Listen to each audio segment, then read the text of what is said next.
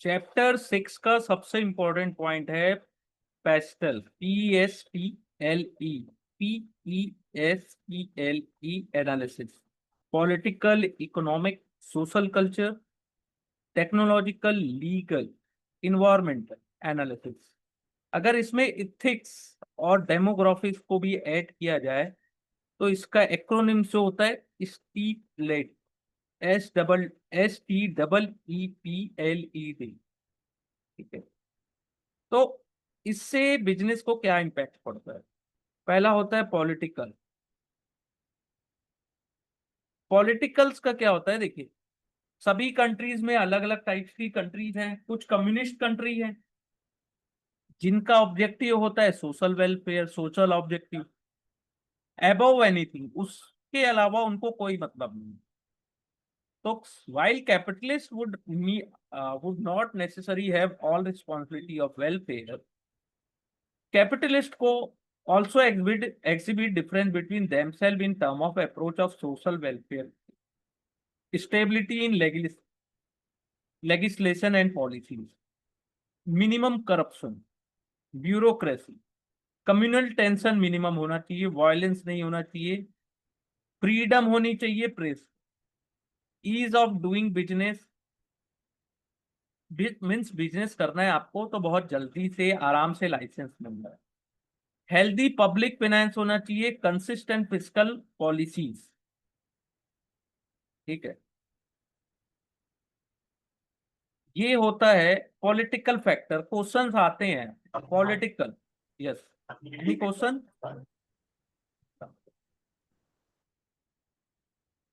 Next होता है economic factors कि what is the GDP of growth of company, what is the economic parameter of company such as GDP growth और contributor, inflation, interest rate, composition of import and export, balance of payment and exchange rate stability, stable monetary and fiscal situation, well developed financial market, taxation and other.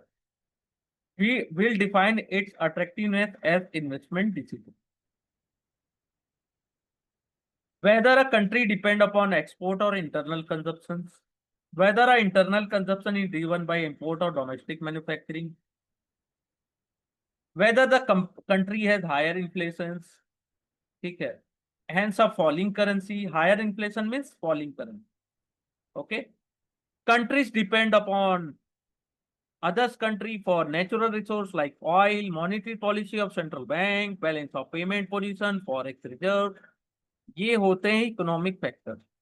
Political, economic, social, culture, आपकी health कैसी है, as कितनी है, demography, education कितना है, कितने पढ़े लिखे लोग हैं, स्किल कितना है, हेल्थ कैसा है, सोशल वैल्यू क्या है, लाइफस्टाइल फैक्टर्स क्या है।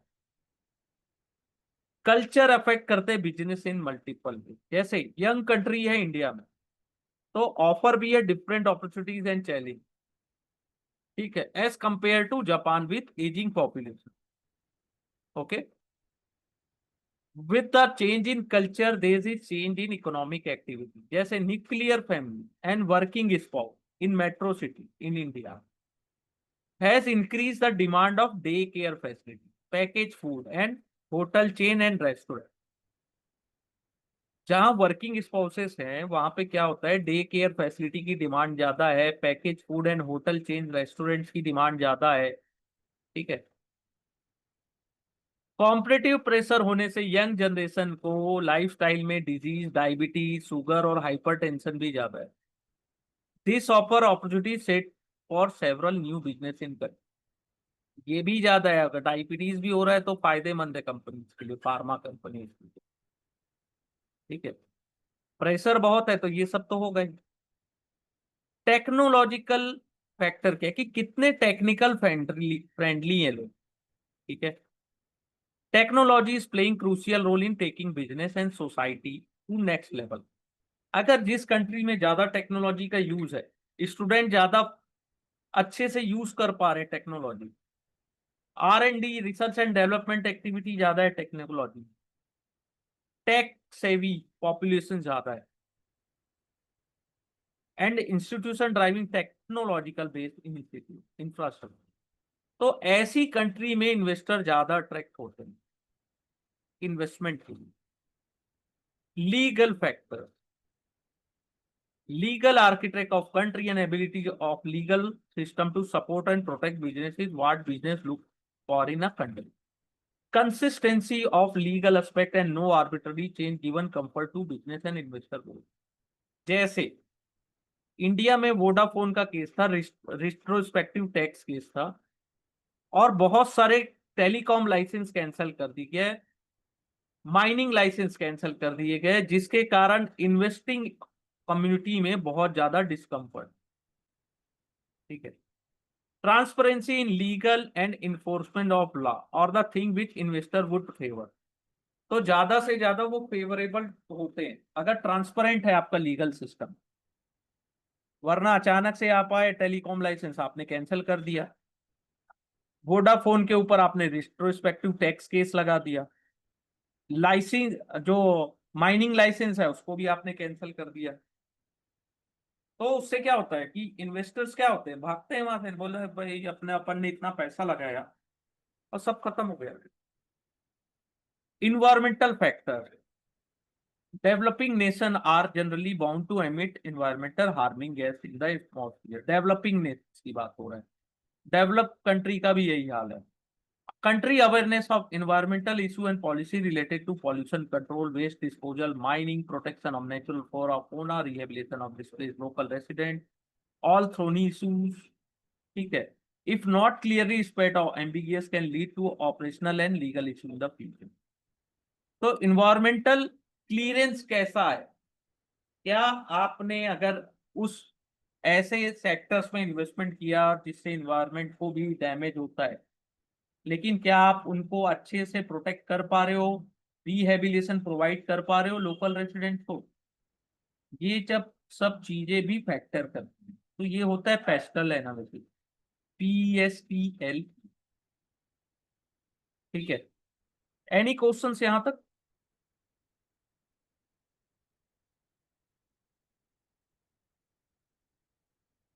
Any questions? No sir. Okay.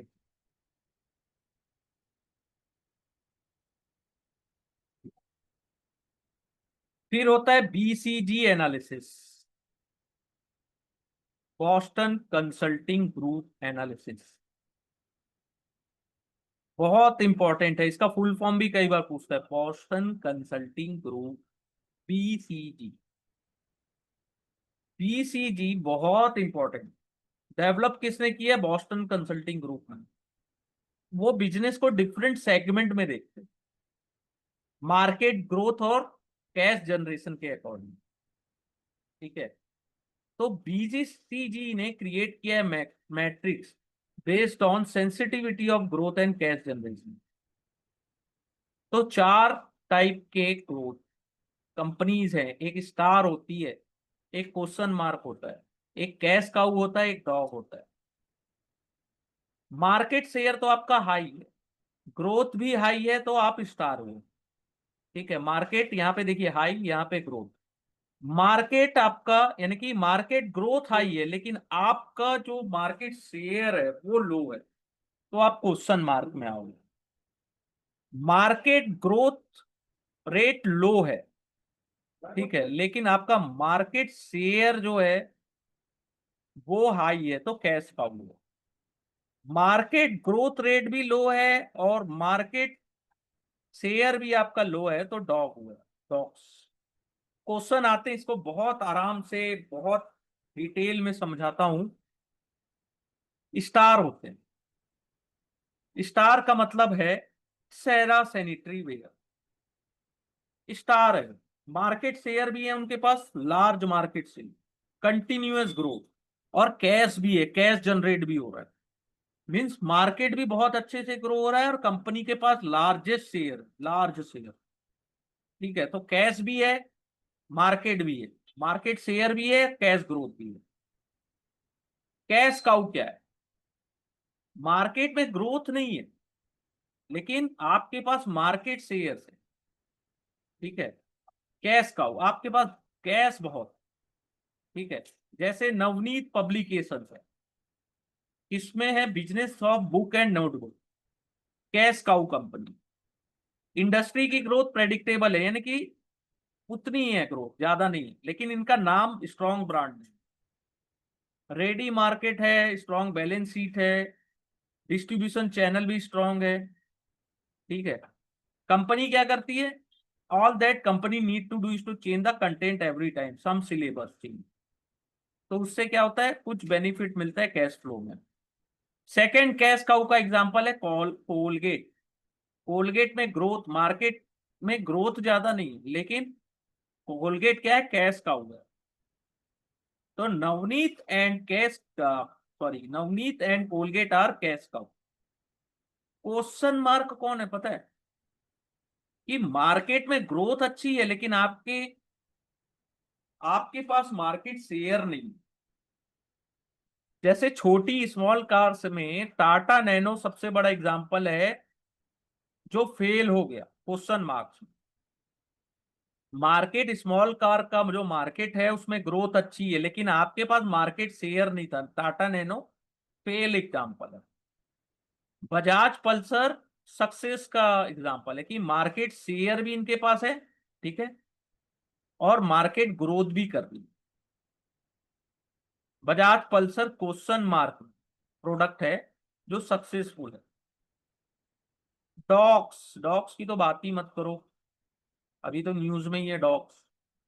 Market में ग्रोथ रेट भी स्लो है, और इनके पास इनका जो मार्केट शेयर है वो भी खत्म है, ग्रोथ भी नहीं है, और मार्केट में आपके शेयर भी नहीं है, तो डॉक्स हुई।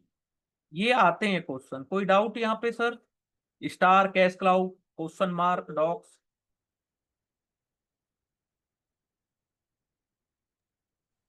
सर एक डाउट है। हाँ। ये कैश फ्लो में अभी जो आपने बोला कि कैश के बर्नआउट की वजह से बिजनेस को अफेक्ट हो सकता है, बट कुछ नहीं कुछ बिजनेस तो उसमें सर वर्किंग कैपिटल तो उस पे ही तो बिजनेस डिपेंड रहता है ना, वर्किंग नहीं कैपिटल नहीं, पे। आपके पास कैश है, नगद में हो आप, कैश है, यानी कि आपके पास मार्केट शेयर है, बहुत बड़ा मार्केट शेयर है आपके पास, यानी कि आप मार्केट के किंग हो। हम्म। लेकिन उस मार्केट में ग्रोथ नहीं है, जैसे कॉपी एंड नोटबुक में उतनी ग्रोथ नहीं है, जितना यूज होता है उतना ही हो रहा है, डबल तो नहीं हो जाएगी अगले साल उनकी सेल। राइट। जो स्टडी ग्रोथ है वही चले आ रही। जैसे कोलगेट है, तो हम लोग दिन में एक बार या दो बार कोलगेट यूज करते हैं, या पूरी फैमिली में एक कोलगेट की जरूरत है। तो मार्केट में उसमें उस सेगमेंट में ग्रोथ नहीं है, लेकिन उसमें भी कोलगेट किंग है कि हर घर में कोलगेट आपको दिखेगा, या हो सकता है 50-60% पूरी पूरा मार्केट शेयर इन्हीं का है, कोलगेट का। कैश काउ का मतलब है कि मार्केट शेयर आपके पास है बहुत, और आपके पास अच्छा खासा कैश भी है, ठीक है, यानी कि आपके पास आपको पैसे की दिक्कत कभी नहीं आएगी कैश की। ठीक है। एक एग्जांपल के तौर पे बता रहा हूं कि कैश की दिक्कत नहीं है आपको, उस सेगमेंट में ग्रोथ नहीं है। ठीक है। जैसे यहाँ पे बुक की बात की जाए, कॉपी, नोटबुक, कोलगेट में टूथपेस्ट। अब कोलगेट साबुन बनाना नहीं शुरू कर सकता, इसलिए उसी मार्केट में है और लीडर है, लेकिन उस मार्केट में ग्रोथ नहीं। जैसे सैनिटरी की बात किया था मैंने, सेरा, तो मार्केट भी चढ़ रहा है और इनका शेयर भी बहुत स्ट्रांग है, कि सेरा इज द मार्केट किंग, की ग्रोथ भी हमेशा हर साल इनका प्रॉफिट भी बहुत अच्छा हो रहा है, बहुत बढ़िया कर रही है, और ग्रोथ भी इनका, यानी कि मार्केट को कैप्चर भी कर रही है। लार्जेस्ट मार्केट शेयर, और market is growing rapidly, that's called star. Yes, clear sir? Yes sir, हाँ क्लियर क्लियर। ये इसलिए समझना जरूरी है, एग्जाम में ना बहुत कंफ्यूजिंग करता है। और मैं आपको, ट्रस्ट मी, मैं आपको बहुत से एग्जांपल बता सकता हूँ बुक के बाहर से, लेकिन क्वेश्चन आते हैं यही नवनीत पब्लिकेशन से रिलेटेड, या तो सेरा सैनिटरी वेयर से रिलेटेड, या तो कोलगेट, पल्सर और नैनो। तो क्वेश्चन मार्क में नैनो सक्सेसफुल नहीं है, सफल नहीं है, असफल, अनसक्सेसफुल है। बजाज पल्सर क्वेश्चन मार्क में सक्सेसफुल होने का एग्जाम्पल है कि बजाज पल्सर ने कितनी सफलता प्राप्त की थी। तो सर अभी जो एक माइक्रोमैक्स करके एक फोन कंपनी थी, तो वो भी इसमें ही वो आएगी ना, क्वेश्चन मार्क में नहीं, आएगी ना? मैं उसकी बात यहाँ पे नहीं कर सकता क्योंकि फिर कंफ्यूज हो जाओगे। मैं मेरे पास तो बहुत सारे एग्जांपल है। आप माइक्रोमैक्स की ओके। बात कर रहे हो ना। हाँ सर। माइक्रोमैक्स ने एक समय में 10% विथ इन 3 ईयर जो लोअर सेगमेंट मार्केट है ना उसको कैप्चर कर लिया था। लेकिन उनसे भी सस्ते मॉडल ओप्पो, वीवो और रियलमी, ये और क्या क्या, और क्या कंपनी है, रियलमी, और उन्होंने आके मार्केट खा गया माइक्रोमैक्स का। नहीं तो माइक्रोमैक्स सबसे पहले आया था मार्केट में। उन्होंने बहुत जल्दी मार्केट को कैप्चर किया, लेकिन क्या हुआ कि उनसे अच्छे फीचर्स, उनसे अच्छी क्वालिटी लेके चाइनीज फोन आ गए। ओप्पो, वीवो, रियलमी, और एक था, क्या था, एक था इसी नाम है उसका, रियल कुछ ऐसा नाम है, वो भूल गया उसका नाम। उन्होंने ग्रोथ खा गई उसकी, खत्म कर दिया कंपनी का। लेकिन सैमसंग को, आईफोन को क्यों बीट नहीं कर पाए? क्योंकि वो उस लेवल का, उस लेवल की सर्विस नहीं दे पाए। आज भी सैमसंग के फोन देख लीजिए, उसमें जो फीचर्स हैं और जो क्वालिटी है, जो आईफोन में क्वालिटी है, आज 2 4 5 साल से आप यूज करिए, उसमें कोई प्रॉब्लम नहीं है। ठीक है। तो प्लीज मैं एक ही रिक्वेस्ट करूंगा कि ना, प्लीज एग्जाम्पल इन्हीं में से सेलेक्ट करिएगा। समझना है तो टाटा नैनो या पल्सर ही समझिए, केवल एग्जाम पॉइंट ऑफ व्यू से मैं बोल रहा हूं। वरना क्या होगा, एग्जाम में बहुत कंफ्यूजन होती। मैंने भी फर्स्ट टाइम जब एग्जाम देने गया था, मेरे साथ यही कांड हुआ था कि मैं इतना ज्यादा एग्जाम्पल और इतना ज्यादा स्टडी करके गया था कि मैंने वर्क बुक से तो पढ़ा ही पढ़ा था, ओवर कॉन्फिडेंस आ जाता है फिर। और एग्जाम में ना इतने घुमा घुमा के, यानी कि इतने लॉजिकल क्वेश्चन पूछता है, समझ में नहीं आता कि आप रिसर्च एनालिस्ट का एग्जाम है, इतने लॉजिकल क्वेश्चंस क्यों पूछ रहे हैं? विच इज नॉट, ठीक है, विच इज नॉट। और आपको 4 ऑप्शन दिएगा, बोलेगा एक्सेप्ट, एक्सपेक्ट, एक्सेप्ट, यानी कि 4 में से कौन सा गलत है? 3 सही है, एक गलत है। अब 3 सही निकालने में समय लगेगा, लॉजिक लगेगा, इसलिए डिटेल स्टडी।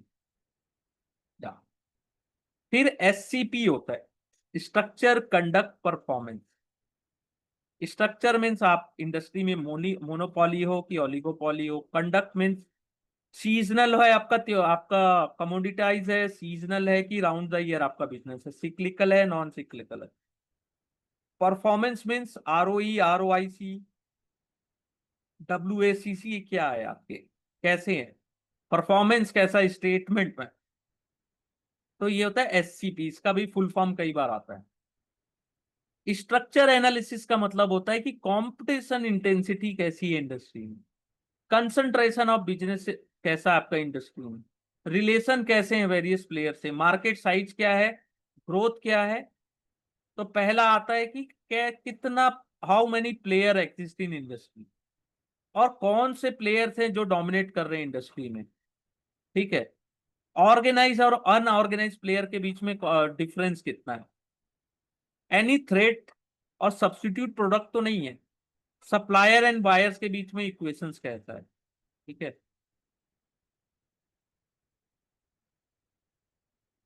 फिर होता है कंडक्ट। कंडक्ट में pricing and production innovation, each industry will have a peculiar behaviour, umbrella and raincoat would be seasonal. Umbrella और रेनकोट सीजनल है कि आपका बिजनेस सीजनल है कि आप बरसात होगी तभी रेनकोट और अम्ब्रेला बिकेगा। एफएमसीजी एंड फार्मा क्या है, round the year business. Real estate and four wheeler क्या है, टू व्हीलर। इंटरेस्ट रेट के पर डिपेंड करते हैं कि real estate and four wheelers के बिजनेस क्या होंगे।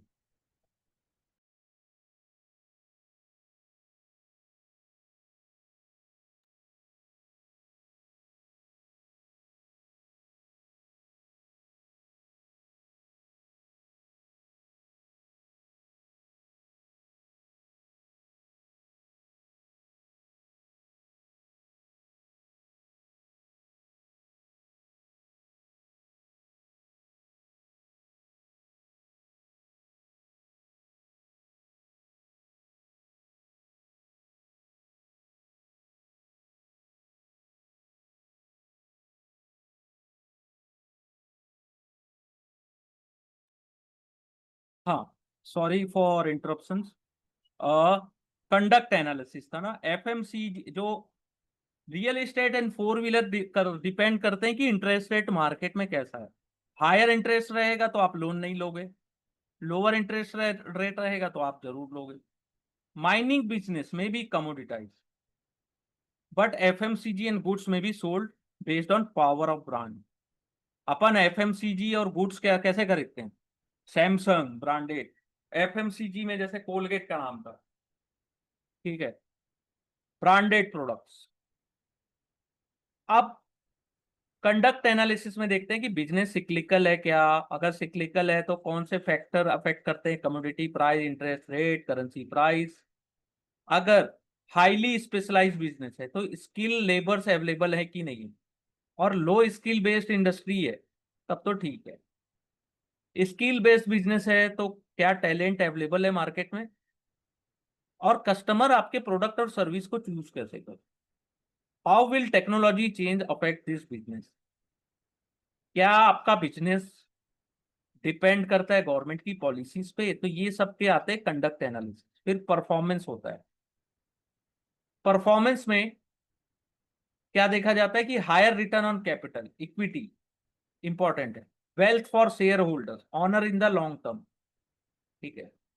न्यूमेरिकल रेशो यूज किए जाते हैं कि उससे पता कर पाए कि परफॉर्मेंस कैसा है बिजनेस का, ठीक है। फिर की industry driver and industry KPIs.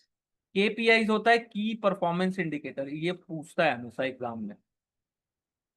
की performance indicators industry to industry depend कर, ठीक है। जैसे आप देखिएगा ये पॉइंट, जैसे as revenue per employee to be very useful in analysing a service provider such as BPO. और industry is labour driven, labour के द्वारा, तो डिपेंड करता है कितने हेड काउंट है इनको आपने कॉन्ट्रैक्ट असाइन किया था, और पर हेड काउंट कितना बिजनेस जनरेट किया गया। लेकिन बीपीओ में आप यूज कर रहे हो रेवेन्यू पर एम्प्लॉय, आप मैन्युफैक्चरिंग या कैपिटल इंटेंसिव बिजनेस में नहीं कर सकते, ठीक है। तो analyst identify the company in industry in term of KPIs, की परफॉर्मेंस इंडिकेटर्स। आप एनुअल रिपोर्ट रीड करते हो, मैनेजमेंट से डिस्कशन करते हो कि केपीआईज क्या है, तो यूनिट ऑफ प्राइसिंग क्या है और की कॉन्स्ट्रेनिंग फैक्टर्स क्या है। यूनिट ऑफ प्राइसिंग क्या होता है कि essential refer to what company consider as unit while pricing a product. ये इजी होता है मैन्युफैक्चरिंग इंडस्ट्री में, जहां पे अपने को पता है कि कितने गुड्स सोल्ड हुए। लेकिन चैलेंजिंग होता है unit of pricing service sector में, जैसे कैफे है स्टारबक्स, वहां पे आप ये डिसाइड नहीं कर सकते कि unit of pricing is the quantity of beverage sold, कितने आपने कॉफी बेची पर डे। वहां पे ऐसा होता है कि pricing is more likely to be driven by consideration of कि how much they expect earn from one patron rather than based on quantity to be beverage sold. Means per customer आपकी sale कितनी आई, आपने 600 rupees की cell की कि 1000 rupees की cell की। इसलिए कभी आप कॉफी शॉप में जाते हैं तो देखना आपको बोलेगा कि सर एक्स्ट्रा कॉफी लेना है, आइसक्रीम लेना पसंद करेंगे इसके साथ, या इसके साथ आप एक्स्ट्रा शॉर्ट कॉफी लेना पसंद करेंगे, या इसके साथ कुछ सैंडविच बर्गर पसंद करेंगे सर, बहुत अच्छा लगेगा सर। तो उससे क्या होता है, पर पैट्रॉन यानी कि पर एक इंसान के पीछे कितनी सेल, कितनी कॉफी सेल की, कितने ग्लास खत्म हुए इससे, तो ये भी यूनिट ऑफ प्राइसिंग। की कांस्टेंट फैक्टर पहला होता है demand side, supply side and regulatory constant, ठीक है। तो जैसे company performance is depend upon how handle this, analyst should look at KPI that reflect this concept. जैसे industry has limited market size driven by limitation in number of customers. Industry penetration rate is a key factor to look at this. जैसे KPI for selected industry में आप देखेंगे question आते हैं, इसको focus करिएगा, थोड़ा ध्यान दीजिएगा। Airline and other transportation and logistic, the pricing is driven by quantity of passenger and cargo carried and distance is carried. Transportation and logistic और एयरलाइन की पर किलोमीटर आपने कितने पैसेंजर या कार्गो, आपने पैसेंजर और कार्गो पर किलोमीटर, पर पैसेंजर और कार्गो, यानी कि एक पैसेंजर से कितने पैसे आपने लिए पर कार्गो या पर पैसेंजर पर किलोमीटर। आपकी कैपेसिटी कितनी थी? आपकी कैपेसिटी 100 की है, आप ले जा रहे हो 80, तो ये आपकी कैपेसिटी यूटिलाइजेशन नहीं है। ठीक है। ऑटोमोबाइल में क्या देखते हो? एंड कैपिटल गुड्स में कितनी वॉल्यूम में सेल की है और वॉल्यूम में ग्रोथ कितनी है। Average realisation and their growth and capacity utilisation, ये बहुत इंपॉर्टेंट है, इसको प्लीज इग्नोर मत करिएगा। फिर कमर्शियल बैंक एंड एनबीएफसी में क्या देखते हैं, ये देखिएगा ना याद से। For the bank, unit of pricing is the value of loan and price is denoted as interest rate. Lending money and recovery the same bank with healthy interest rate is well above. ठीक है। अपन deposit लेती है bank, rate of interest देती है, उससे ज्यादा पे वो लोन दे। ठीक है। तो की मैट्रिक्स क्या हुए कि नेट इंटरेस्ट मार्जिन कितनी है आपकी, कैपिटल एडिक्वेसी रेशो क्या है, एनपीए रेशो क्या है, growth rate in deposit and loan कितना है, सीआरआर कितना है, एसएलआर कितना है, कासा रेशो कितना है आपका। इससे डिसाइड होता है, ये की मैट्रिक्स है बैंकिंग एंड एनबीएफसी के लिए। फिर होता है कंज्यूमर गुड्स, उसमें वॉल्यूम एंड ग्रोथ कितना है, एवरेज प्राइस और उसकी ग्रोथ कितनी है। इन consumer durable, capacity can become constant specially during the period of high growth. ये बहुत बहुत बहुत ज्यादा इंपॉर्टेंट है। एनी क्वेश्चंस यहां तक?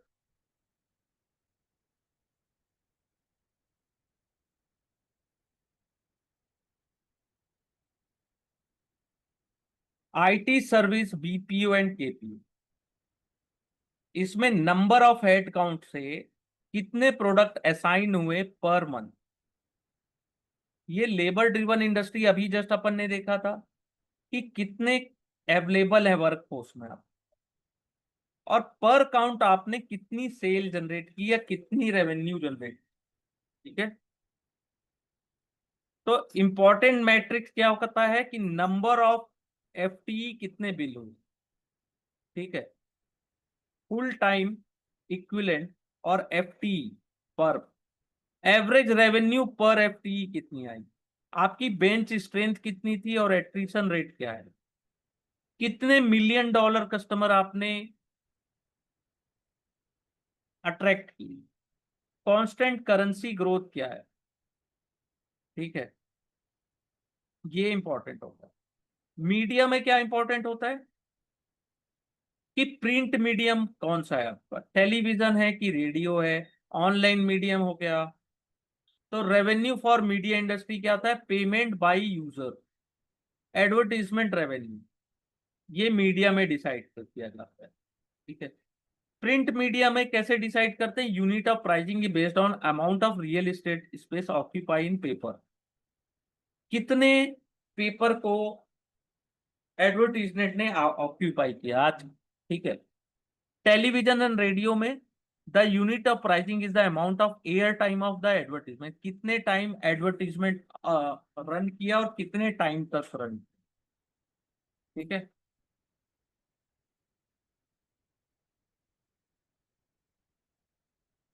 तो इसका सब कुछ इंपॉर्टेंट मैट्रिक्स क्या है, रीडरशिप और व्यूअरशिप, टीआरपी जो होती है ना सबसे important. Number of site visitor, यानी कि कितने लोग आपकी वेबसाइट को विजिट करते हैं या ऐप को। फिर एवरेज रियलाइजेशन पर यूनिट क्या है और कंटेंट एक्विजिशन कॉस्ट क्या है। ठीक है। रिटेल में क्या देखा जाता है कि आपके स्टोर कितने हैं और पर स्टोर ग्रोथ कितनी मिली, number of store and same store sales growth. आपके आसपास जो भी स्टोर्स होंगे, बहुत सारे स्टोर्स होते हैं, पर स्टोर कितनी सेल्स ग्रोथ मिल रही है। ठीक है। ये रिटेल में देखा जाता है। टेलीकम्युनिकेशन एंड इंटरनेट सर्विस में क्या देखा जाता है कि एवरेज रेवेन्यू पर यूजर कितना है, ARPU, इसका फुल फॉर्म आता है कई बार, एवरेज रेवेन्यू पर यूजर।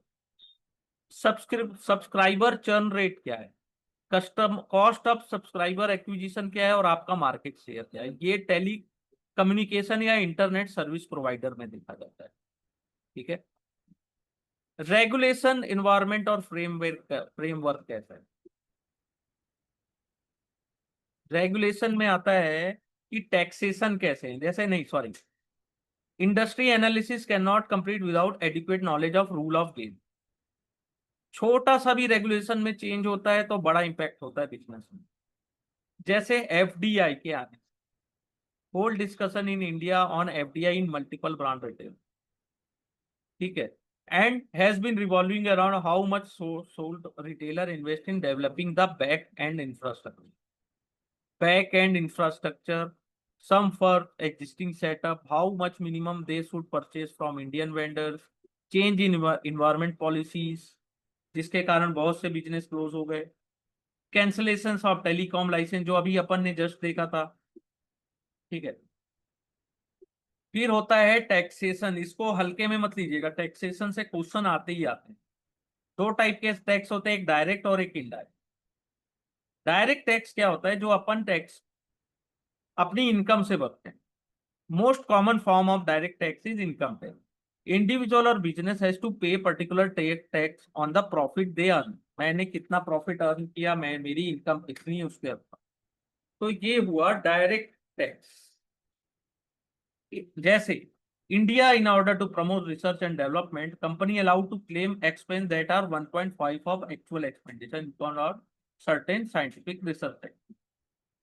और कुछ in order to discourage delay in payment of interest on scheduled commercial bank, company are allowed to deduct as its expense only the if actual paid। ठीक है। तो इसमें पूछा जाता है कि इन टैक्स क्या क्या होते हैं, तो income tax, MAT, surcharges and cess. Income tax कितना है, कंपनीज आर रिक्वायर्ड टू पे 30%, लेकिन 20% किस केस में है, जब आपका टर्नओवर 400 करोड़ से कम का है, बिलो देन 400। ठीक है। And of their taxable profit as income to the government. Act allow company to choose alternative scheme of taxation, which can reduce tax rate if they forgo certain benefit available in income tax। तो इसको ज्यादा detail मत समझिए, बस ये समझिए कि आपको 30% टैक्स देना है, लेकिन आपका टर्नओवर 400 करोड़ से नीचे है तो 25%। मिनिमम अल्टरनेटिव टैक्स कितना है, 18%, 18.5 ऑफ द बुक प्रॉफिट। ठीक है। If income tax payable by company on its profit, अपने प्रॉफिट का, if the income tax payable by company on its profit is less than of book profit. Book profit यानी कि आपका book profit जितना है उससे आप 18.5% से लेस आप टैक्स पे कर रहे हैं, तो आपको company have to pay 18.5 of book profit to the government. उतना आपको देना पड़ेगा, इतना आपको देना ही है कोई भी कंडीशन में। मिनिमम अल्टरनेट टैक्स, MAT, इतना आपको देना ही है। ये चीज समझिएगा, यहां से क्वेश्चन आते हैं। फिर लेती है गवर्नमेंट सरचार्जेस, टैक्स के ऊपर टैक्स, टैक्स ऑन टैक्स को बोलते हैं surcharge. The central government share the revenue with the state government, जहां पे कंपनी लोकेटेड है। तो in the term of surcharges entire tax revenue go to the central government fund, और surcharge state government को paid नहीं किया जाता है। ठीक है। और वो चार्ज किया जाता है rate on inter income tax और मेट पेड और may be alter every. Cess क्या होता है, एजुकेशन में जैसे एडिशनल लेवी लगाती है charges. Cess mean is to use for specific purpose, जैसे education cess, agriculture cess, health cess, education जिसमें चाहो उसमें लगा लो। ठीक है। स्पेशल पर्पस है कि हम एजुकेशन में वो पैसे अब लगा अब आगे नहीं बोलना चाहिए, छोड़ो। ठीक, इनडायरेक्ट टैक्स में आता है पहला जीएसटी। मिनिमम कितना है, 0 to 28% इसका स्लैब है, गुड्स एंड सर्विस में। ठीक है, मोस्टली गुड एंड सर्विस पे चार्जेस कितने हैं, 18%।